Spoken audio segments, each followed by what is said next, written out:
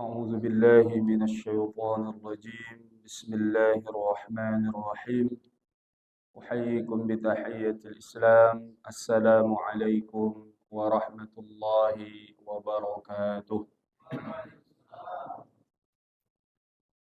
الحمد لله رب العالمين وكفى، والصلاة والسلام على النبي المصطفى محمد صلى الله عليه وسلم. اللهم صل على سيدنا محمد الفاتح لما أغلق والخاتم لما سبق ناصر الحق بالحق والهادي إلى صراطك المستقيم، صلى الله عليه وعلى آله وأصحابه حق قدره ومقداره العظيم. وبعد، رب اشرح لي صدري ويسر لي أمري واحلل عقدة من لساني يفقه قولي.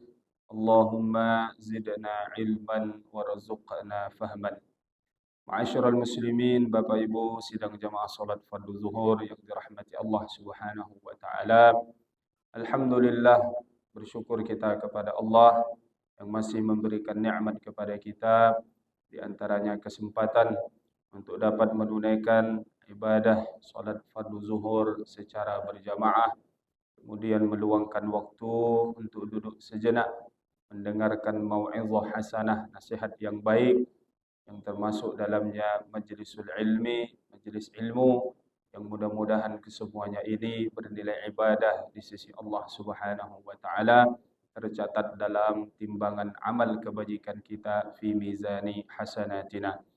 Bersolawat kepada baginda Rasulullah sallallahu alaihi wasallam. Allahumma salli ala sayyidina Muhammad wa ala ali sayyidina Muhammad. Assalamu alayka ya Rasulullah.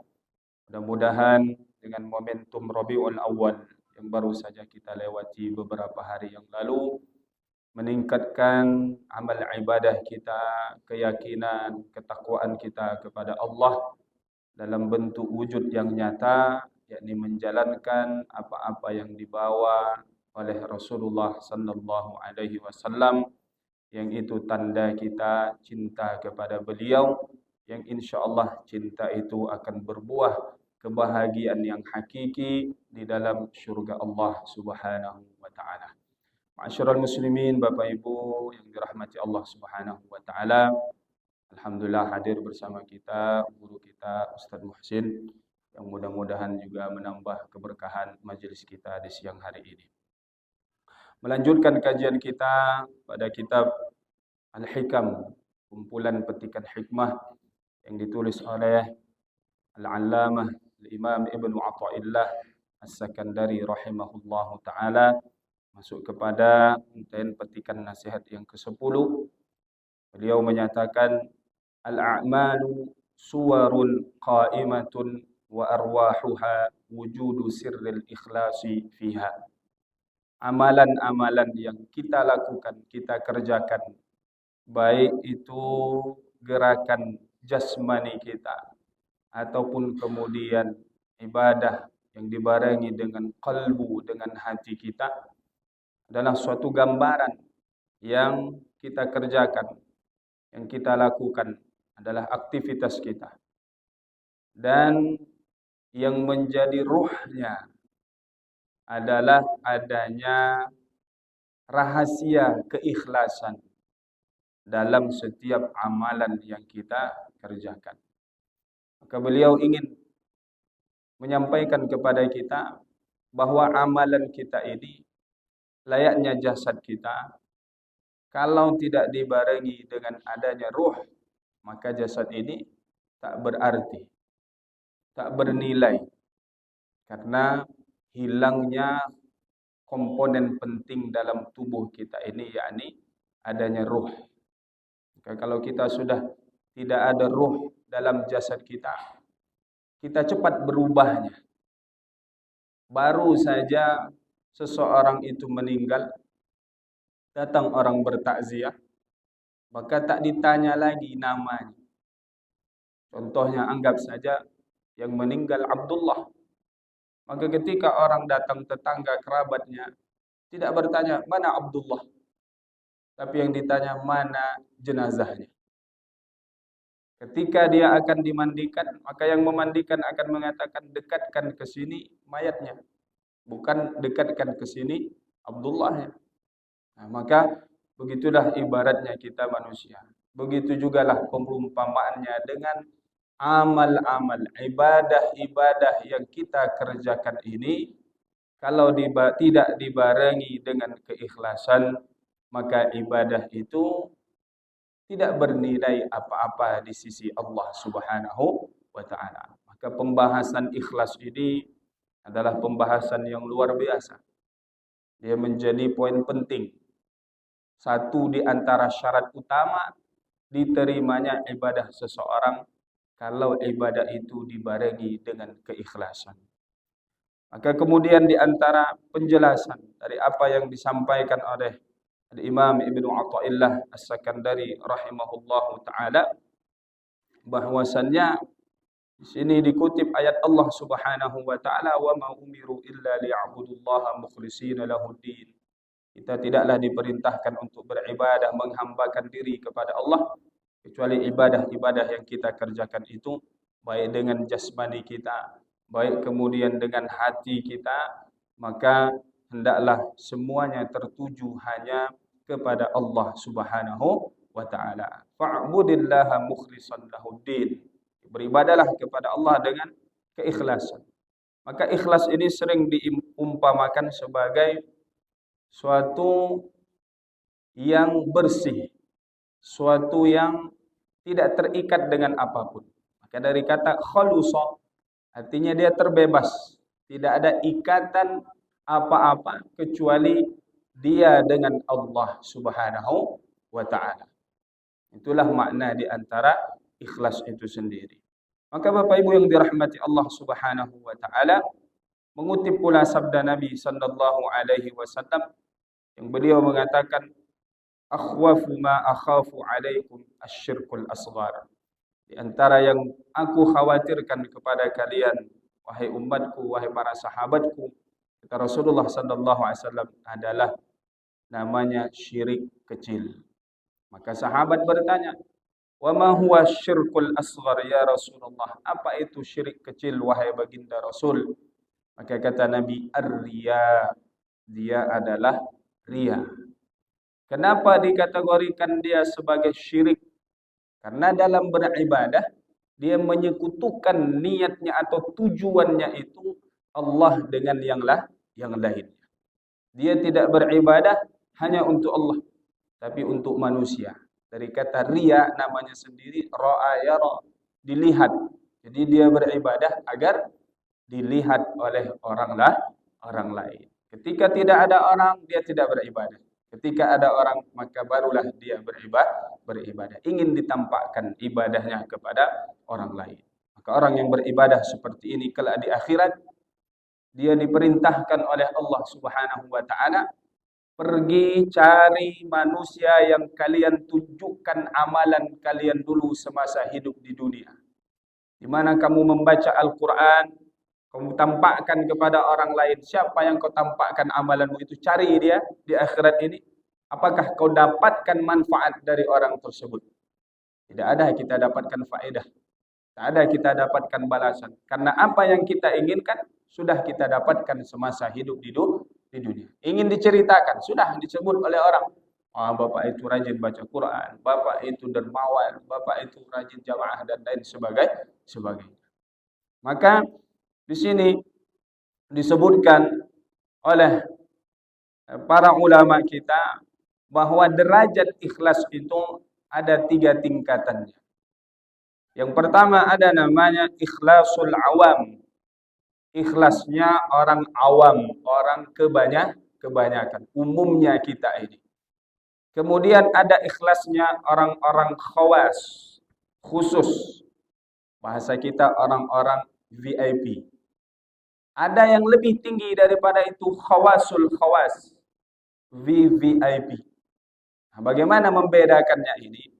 Maka dikatakan ikhlasul awam, ikhlasnya orang-orang awam kebanyakan ini, ikhrajul khalqi min muamalatil haqqi ma'a talabil huzuzid dunyawiyyati wal ukhrawiyyah.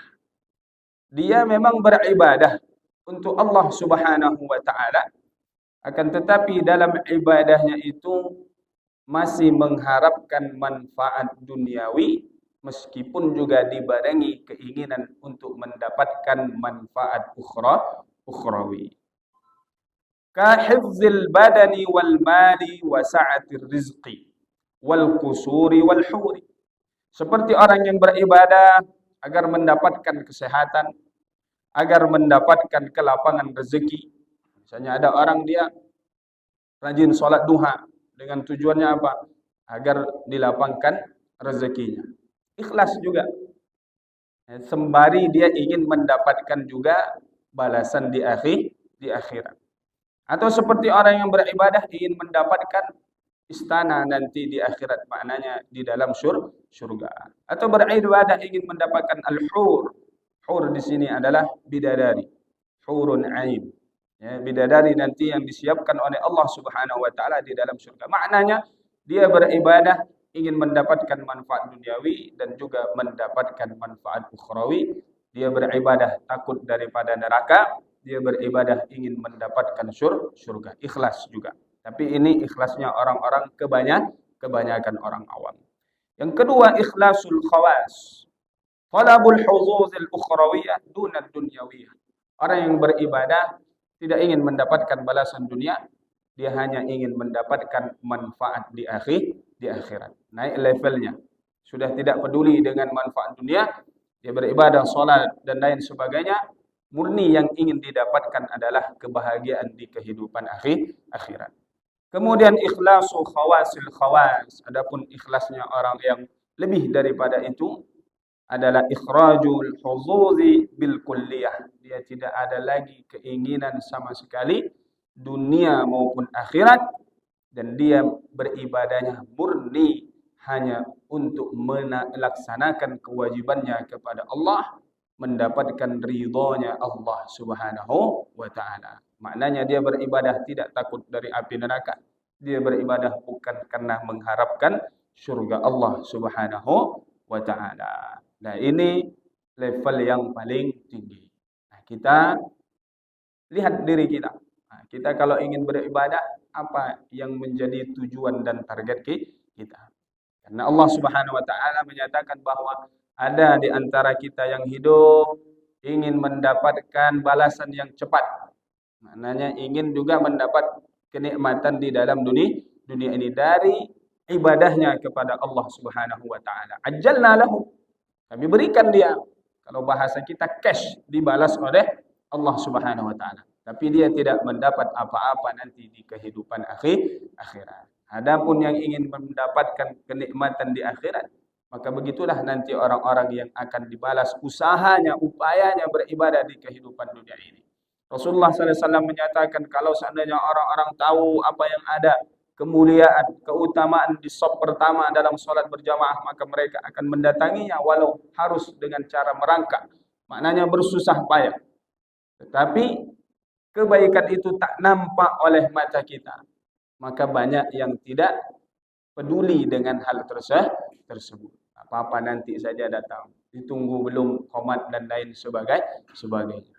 Orang-orang terdahulu itu ada yang dia sholat berjamaah berpuluh-puluh tahun tak pernah melihat tengkuk orang di depannya.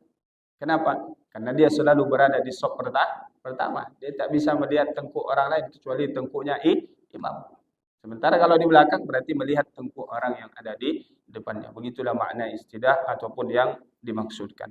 Maka Bapak Ibu yang dirahmati Allah Subhanahu wa taala, yang disebutkan oleh para masyayikh juga di antaranya Abu Talib radhiyallahu taala, Asy-Syaikh Abu Talib radhiyallahu taala anhu, al-ikhlasu 'inda al-mukhlisin. Ikhlasnya bagi orang-orang yang ikhlas itu adalah ikhrajul khalqi min muamalatil haqqi wa awwalul khalqi an-nafs.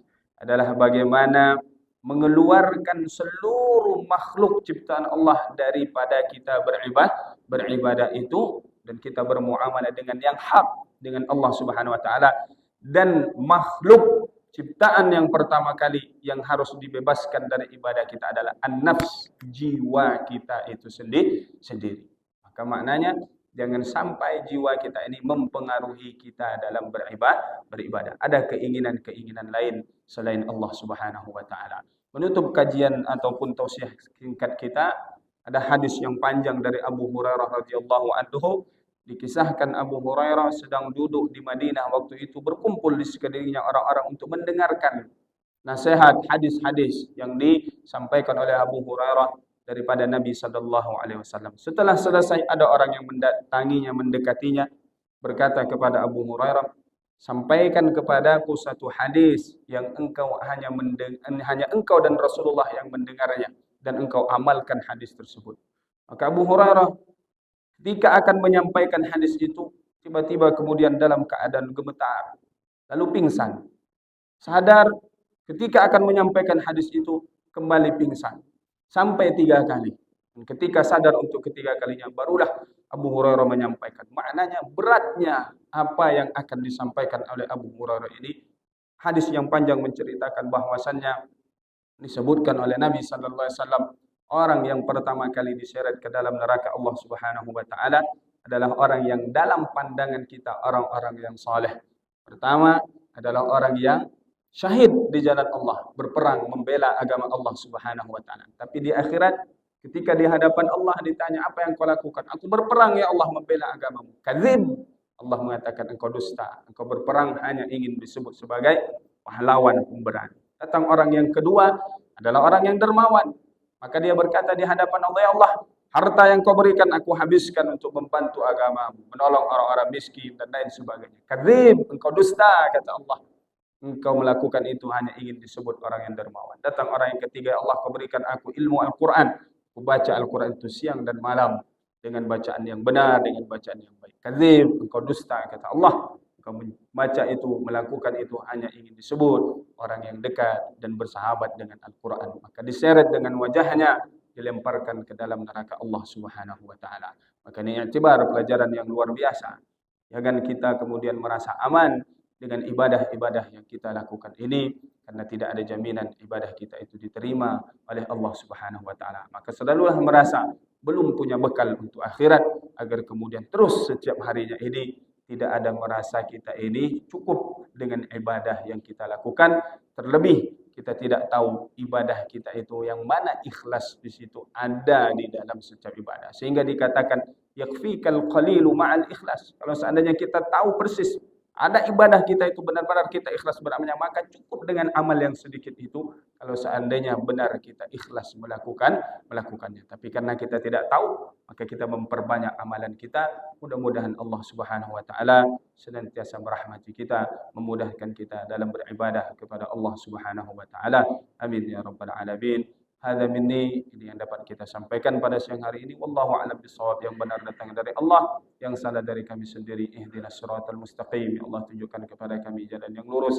Allahumma ja'alna minal ladzina yastami'una al-qawla fayattabi'una ahsanah. Jadikanlah kami orang-orang yang mendengarkan nasihat yang baik dan mengikutinya dengan amal terbaik pula. Allahumma inna nas'alukal jannah, karunia kami surgamu ya Allah, wa na'udzubika min sakhatika wan nar. Kami berlindung kepadamu dari murka dan api neraka-Mu. Allahumma ansuril ikhwana dan mustad'afina fi Palestin. اللهم انصرهم نصرا عزيزا اللهم انصرهم نصرا مبينا ربنا آتنا في الدنيا حسنة وفي الآخرة حسنة وقنا عذاب النار وصلى اللهم على سيدنا محمد وعلى آله وصحبه أجمعين والحمد لله رب العالمين والسلام عليكم ورحمة الله وبركاته.